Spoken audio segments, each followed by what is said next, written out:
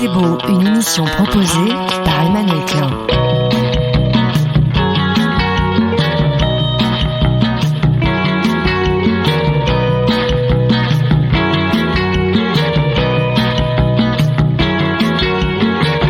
Bonjour à tous et bienvenue dans C'est beau en cause de bande dessinée, évidemment pendant un petit quart d'heure aujourd'hui avec Bertrand Gallic. Bonjour. Bonjour. Vous êtes mon invité, vous êtes le scénariste de cette bande dessinée qui vient tout juste de paraître aux éditions Glénat, qui est dessinée par Roger Vidal.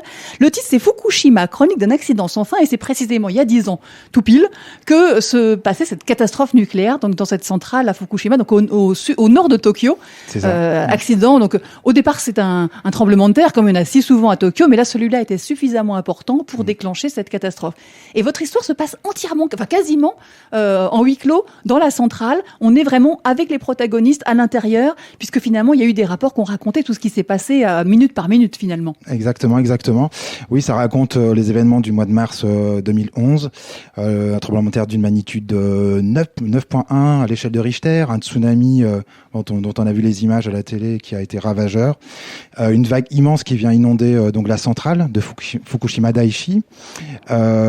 Et donc, oui, on a fait le choix avec cet album de se placer du point de vue des gens qui étaient à l'intérieur de la centrale, du point de vue notamment de son directeur, Masao Yoshida, qui a été entendu, il y a eu différentes auditions, différentes commissions d'enquête, et il a été entendu, et donc il a livré son témoignage, sans langue de bois, sans aucune langue de bois, j'ai envie de dire. Et ce témoignage a été traduit en français, je m'en suis emparé pour, ça va être la trame en fait principale du récit. C'est ça, parce qu'évidemment, on a tous en souvenir de ce jour de mars 2011 où on a suivi quasiment en direct les images, et puis ça a choqué la terre entière, tout le monde a assisté à cette catastrophe. En revanche, qu'on a beaucoup moins su, c'est ce qui se passait véritablement à l'intérieur, et c'est ça dont il est question dans ce livre-là. Et du coup, moi j'avoue que je suis sortie assez bouleversée, assez choquée, parce qu'on doit se rendre compte à quel point ils sont restés plusieurs jours à l'intérieur. On se demande d'ailleurs, il n'y a pas de séquence où on les voit manger ni dormir, mais c'est quand même très intense. Et ça dure des jours, et ils ne sont pas du tout aidés ni par le gouvernement, ni par la société TEPCO, donc c'est l'équivalent d'EDF au Japon. On pourrait dire ça. Ouais, c'est ça. Ils sont complètement laissés à eux-mêmes pour se débrouiller et empêcher que ces réacteurs explosent les uns derrière les autres. C'est ça, mais au moment où on ne sait pas trop ce qui va se passer. Et ça, en revanche, on ne l'a pas du tout suivi, ça n'a pas été relayé. Ouais, vous avez raison. En fait, nous, à la télé, on a eu les images de la NHK, en fait, de la télé japonaise. C'était une vision très aseptisée, en fait, de la catastrophe. On voyait en plan fixe et de loin. Ouais. C'est ça, les réacteurs, les cheminées, de temps en temps un panache blanc qui s'en échappe.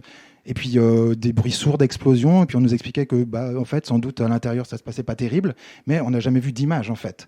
Il y a une opacité, il y avait l'incapacité aussi de filmer à l'intérieur, d'où l'importance de ce témoignage de Masao Yoshida du coup qui raconte. Lui c'est le directeur de la centrale. Il est le directeur de la centrale. Il est le fruit de. C'est étonnant parce que il est issu. Il a gravi tous les échelons dans TEPCO. Il est issu de TEPCO, voilà. Et pourtant, il va aller contre TEPCO. Je dirais, à certains moments, il va choisir de désobéir pour sauver ce qui peut encore l'être, pour que la catastrophe ne devienne pas apocalypse, en fait, en quelque sorte, je dirais. C'est ça, parce qu'en fait, il rend compte au fur et à mesure des événements, au départ, d'ailleurs, personne ne croit que ça va casser, parce que on a un mur suffisamment, la digue, pardon, c'est ça, qui va nous protéger, parce que c'est en bord de mer, la centrale de Fukushima. Ouais, tout à fait. La ville est en bord de mer. Donc, ils sont très sereins, en tout cas, la direction de TEPCO, le gouvernement, ça va, il y a eu effectivement... Ça va, on a une digue de 6 mètres, on est tranquille, sauf que, il y avait des rapports, et des rapports qui disaient déjà, à l'époque, que ça risquait d'être un peu juste 6 mètres de haut en cas de grosses vagues. La vague, elle va faire 15 mètres au moment où elle frappe la centrale. Le tsunami, il va passer très largement au-dessus de cette digue. TEPCO, la société électrique va faire le choix, pour des raisons économiques, en fait, de reporter les travaux. Et voilà, c'est une grave erreur. On s'en rend compte aujourd'hui. C'est ça, parce que du coup, du fait de cette vague qui submerge tout, les réacteurs ne peuvent plus être refroidis correctement, l'électricité, ils n'ont plus de lumière, tout saute. Voilà. Et encore une fois, tout ça, moi, je l'ai appris dans votre bouquin. Je vous promets que j'en avais pas conscience, en fait. Moi, avant de lire ce témoignage, avant de lire les mots de Yoshida, en fait, moi non plus, je n'étais pas conscient de tout ça. Parce qu'il y a combien de personnes sur place ? Parce qu'entre les employés TEPCO, entre les employés externes, parce qu'il y a beaucoup de sociétés Je pense qu'ils sont à peu près un peu plus de 2000 c'est ça, au c'est moment une de la énorme catastrophe. fourmilière. Il y a énormément de monde. Il va y avoir des morts ? va y avoir des morts. Alors, on ne sait pas exactement combien, mais il y a des Encore morts dans aujourd'hui, la on centrale. ne sait pas combien? Non, on sait que, enfin, je discutais dernièrement avec un spécialiste qui me disait que donc, la catastrophe naturelle, tremblement de terre plus tsunami, mais surtout le tsunami, causait à peu près le décès de 18 000 personnes, entre 18 et 20 000 personnes, parce qu'il y a les disparus aussi. Ouais. Mais ça, de toute la région, on De va toute dire. la Oui, région. ouais, ouais. La catastrophe technologique, la catastrophe nucléaire en elle-même aurait causé le décès d'à peu près 2000 personnes. Alors la plupart du temps de morts de cancer, de leucémie. Et puis il y a eu des accidents dans la centrale, des gens qui sont morts dans la centrale. C'est plus opaque, mais il y a quelques décès aussi. Mais ça, vous à en faites l'intérieur. mention. Voilà, Tout ça, à vous le fait. racontez. On le raconte. Ouais, ouais. Parce que ces gens prennent des risques. Considéré, enfin énorme, enfin très considéré parce qu'ils savent l'enjeu. Oui, c'est ça. La catastrophe il ne faudrait pas que la catastrophe devienne internationale. Ils savent que quand on bosse dans le nucléaire, de toute façon, c'est déjà un métier dangereux. Mais dans Ouais. ces conditions-là, ils savent très bien qu'ils ont finalement une population entière à protéger. Parce que si ça saute, c'est pas seulement eux, c'est tout le monde autour, évidemment, qui risque d'être irradié et de perdre la vie. Ouais, Enfin, voilà. tout à fait. Ouais, ouais. Non, mais ils ont une conscience très accrue, finalement, pas seulement de leur métier, mais de leur, comment dire, de leur investissement. Ouais, de aussi. leur mission presque, Oui. j'ai envie de dire. Oui. Et d'ailleurs, Ce mot est utilisé dans votre livre. Ouais, Vous ouais, parlez de mission. Exactement. Et j'allais dire que d'ailleurs, le Premier ministre Naoto Kan, quand il vient rendre visite Oui, parce aux que j'ai gens dit dans qu'il la venait pas. En fait, centrale, il vient une fois tout au il début. vient, Ouais. alors, il vient, il En engueule tout le hélicoptère, monde, 5 minutes. il repart. Ouais. Ça dure quelques minutes et il ne parle quasiment qu'au directeur. Et il vient là et il dit les gars, il en va de l'honneur de la nation, de la patrie, du Japon. Il va falloir que vous sacrifiez vos vies. Voilà. Donc, on a bien conscience de ça. Je pense dans l'album que il y avait une mission. Là, c'est une mission nationale en fait, était confiée aux employés. Alors vous dites que vous êtes tombé sur ce texte et vous avez envie de le transposer en bande dessinée, j'entends bien, mais est-ce que vous vous intéressiez particulièrement à l'actualité nucléaire, à l'actualité du Japon? Qu'est-ce qui vous a emmené à vous intéresser à Fukushima en particulier? Je pense que, comme beaucoup de personnes, j'ai été très marqué par les images de 2011. Mais le vrai truc, c'est que un jour, il y a une personne qui s'appelle Christian Blondel, qui est directeur artistique chez Glénat, qui est venu me voir et il m'a parlé justement du rôle de ce directeur de la centrale. Il m'a dit, tu devrais regarder, tu devrais peut-être lire ça. Il y a peut-être matière à un récit qui serait un récit, en fait, un récit plein d'actions, mais où toi, tu pourrais amener de l'humain aussi, sans doute. Voilà. Et c'est le discours passionné de ce monsieur, de Christian Blondel, qui a fait que je m'intéresse de plus près, je dirais, à ces événements. Parce que l'histoire, ça vous intéresse. Vous avez déjà publié des bandes dessinées, notamment avec Chris, Ouais, tout à fait. en co-scénario, et sur des différents aspects historiques. Voilà, c'est des choses. Je ne suis pas étonnée de vous y. Voilà, d'ailleurs, vous êtes prof. C'est prof d'histoire ou prof de quoi? J'enseigne l'histoire-géographie. Voilà, on y reste. Par ailleurs. Ouais. C'est ça. Ouais, ouais. Non, mais voilà, donc on se doute bien que c'est un domaine qui vous intéresse, mais voilà, d'aller particulièrement sur ce sujet-là, d'actualité, enfin, c'est il y a 10 ans, c'est tout proche. Ouais. C'est l'histoire du temps présent. Je suis pas du tout spécialiste des questions nucléaires, mais elle m'intéresse, elle m'intrigue. Je sais pas, elle me fascine autant qu'elle me terrorise. J'ai envie de dire. J'ai dû m'accompagner sur ce bouquin, évidemment, deux spécialistes et d'un d'entre eux en particulier, qui s'appelle Pierre Feutet. Si on cherche des choses sur Fukushima sur Internet, si on veut se documenter, on tombe forcément sur son blog qui fait référence aujourd'hui. Et ce monsieur m'a, à chaque étape de la création, de la réalisation de l'album, m'a accompagné, mais de manière très professionnelle, j'ai envie de dire. Oui, pour vous, parce que justement, il y a évidemment un certain nombre de termes techniques, Oui. voilà, qu'on ne maîtrise pas tous. D'ailleurs, cela dit, outre le récit de bande dessinée qui fait près de 120 pages, il y a aussi un gros dossier à la fin, Voilà. justement, où vous revenez sur les événements, parce que là, en l'occurrence, dans les pages, c'est essentiellement ce qui s'est passé pendant ces 4 jours. 5 même, les 5 5 premiers jours. Voilà.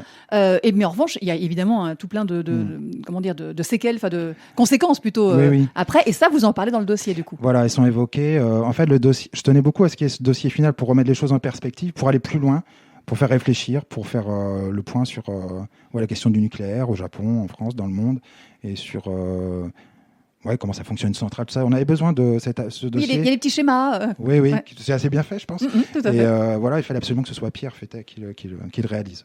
Et alors, Roger Vidal, qui réalise tous les dessins des planches de bande dessinée, c'est un des dessinateurs espagnols. Ouais, C'est catalan. vous qui l'avez trouvé? Il m'a été proposé, pour être franc, par mon éditeur. Il a fait l'affaire immédiatement parce C'est que c'est un jeune dessinateur issu de la Escola Rosso de Barcelone.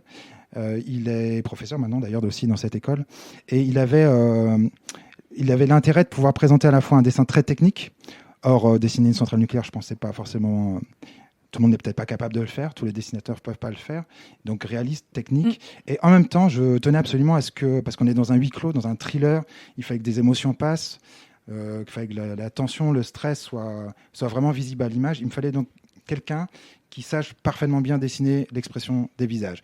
Et des visages asiatique, sans les caricaturer. C'est pas faux. Sans les caricaturer. Et bon, voilà, il a assuré à tout point de vue.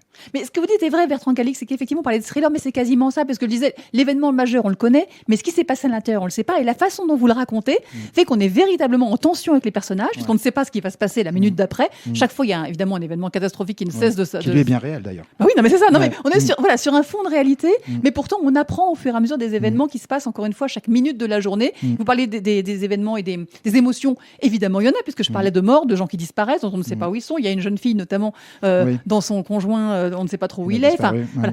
Il y a un peu de fiction, forcément, parce qu'il a fallu raconter. Les dialogues, ils ne sont pas dans le nulle part. Mais tous les événements sont réels. Donc, on est vraiment très, très... Je dis en tension. C'est ça, exactement ça, ce terme. On est vraiment avec les personnages. On attend de savoir comment ils vont évoluer. Donc, j'ai atteint l'objectif. C'est ce que je souhaitais, effectivement, prendre le lecteur par la main, l'amener à l'intérieur et puis le lâcher jusqu'à la fin. Et je voulais que son cœur batte de plus en plus vite jusqu'aux dernières pages. C'était vraiment l'objectif. Ah bah c'est le cas. Je ne l'ai pas lâché. Évidemment, quand on démarre, encore une fois, même si on sait, on connaît le début et la fin, tout ce qui se passe au milieu, et c'est précisément ce dont il est question dans ce récit-là, on est pris comme une bande dessinée de fiction classique, voilà, où on a envie de savoir ce qui arrive au personnage. Non, vraiment, c'est très bien raconté, et je trouve que c'est même encore plus fort, sachant que c'est réel. Ça prend d'autant plus d'importance, vous voyez ce que je veux dire. Il y a une expression qui dit que parfois la réalité dépasse la fiction. Je crois qu'on est un peu là-dedans quand même, là, avec Fukushima. Là, tout est réel, en l'occurrence. Oui, mais tout est réel, oui. Il y a une chronologie qui est, on l'a dit, très scrupuleusement respectée. On a quelque chose qui est très documenté, mais qui n'est pas un documentaire pour autant. C'est pas un livre d'histoire. C'est une fiction très documentée. Voilà comment je définirais plutôt. Et alors le fameux Yoshida, donc le directeur de cette centrale, lui, alors du coup, c'est aussi grâce à lui qu'on sait tout, puisque vous parliez du fait il y a eu ce rapport, mais qui vient d'interrogatoire. Et alors les pages, il y a certaines pages qui sont insérées au fur et à mesure du récit, qui sont du coup ponctuées par son audition. C'est une audition qui a eu lieu au moment d'un procès ou C'est une audition. Il y a une commission d'enquête gouvernementale en fait, commandée d'ailleurs par le Premier ministre Naoto Kan, qui n'est pas épargné dans l'album. Et donc, il a été entendu au mois de juillet et août, à plusieurs reprises, en fait, au mois de juillet et août 2011. Ah, d'accord, dans la foulée de la foulée des événements. D'accord. Voilà. D'accord. Et donc, du coup, ça nous permet de savoir. C'est lui, en fait, c'est lui qui raconte finalement. Lui était là, pour le coup, lui y était. Ah oui, il était bien et raconte, c'est lui qui raconte finalement ce qui s'est exactement passé. Voilà. En disant justement, parfois, alors ça aussi, il révèle là. C'est-à-dire que parfois, on lui donnait des indications, notamment de la direction de TEPCO ou du gouvernement, qu'il n'a pas suivi. Par exemple, c'est lui qui décide de refroidir les réacteurs avec de l'eau de mer, ce qui était absolument impossible. Enfin, on imaginait impossible parce que ça prenait d'autres risques. Mais finalement, comme il avait que ça comme eau sur place, c'était pas la plus mauvaise des solutions. Non, c'est clair. Ils ont dû innover, quoi. C'est quelque chose qui n'était pas arrivé. On ne sait pas quoi faire. Mais ils ont fait preuve de beaucoup de courage, dont ils ont donné énormément de leur personne, et ils ont fait preuve d'ingéniosité aussi, vraiment, les gens dans la centrale. Effectivement, Masao Yoshida va envoyer de l'eau de mer en fait à l'intérieur du bâtiment réacteur. Ce que TEPCO ne voulait pas, parce que l'eau de mer, le sel, allait faire que l'outil de production ne pourra plus jamais resservir. Et donc, il y avait une perte, un manque à gagner forcément sur le long terme qui était évident. Mais Masao Yoshida a fait contre la volonté de ses dirigeants. Oui, il a pris la bonne décision en l'occurrence, parce que ça aurait pu être pire. Il en est quoi de Fukushima aujourd'hui? La centrale a repris une activité? Non. La région a repris une activité? La centrale est en train d'être démantelée, mais ça prend beaucoup de temps. Il y a à peu près 5000 travailleurs quotidiennement sur le site. Il y a de la radioactivité, il y a encore des déchets de combustible dans les piscines de refroidissement et à l'intérieur aussi des réacteurs des combustibles fondus, et ça c'est très compliqué à prélever. Il y a de l'eau qui est contaminée dont on ne sait que faire. La question qui se pose actuellement, c'est est-ce qu'il faut ou non envoyer cette eau dans le Pacifique, quitte à contaminer l'océan. Bon. Les Japonais, il y a eu un sondage qui a été fait, les Japonais disent non, mais à pas une énorme majorité. On est autour de 56 ou 57% de non seulement, je crois. Voilà, il y a un vrai problème. Qu'est-ce qu'on fait de tous ces déchets? Voilà. Ça, c'est une question mondiale, mais bon. Oui. Écoutez, en tout cas, moi, vraiment, je vous félicite pour ce très bon récit donc de bande dessinée, mais qui raconte notre réel. Le titre complet, c'est Fukushima, chronique d'un accident sans fin, comme quoi, on n'a pas fini. Bertrand Calix, au dessin, c'est Roger Vidal, on en a parlé, c'est paru aux éditions Glénat, c'est 128 pages en couleur et ça coûte 18,50 €. Merci beaucoup, Bertrand. Merci énormément, merci. C'était un plaisir. C'est fini pour aujourd'hui, mais figurez-vous qu'on se retrouvera à nouveau à Fukushima la semaine prochaine, mercredi prochain, avec Ewen Blin qui lui a dessiné un autre récit, ça s'intitule Naoto et ça raconte l'après Fukushima aujourd'hui.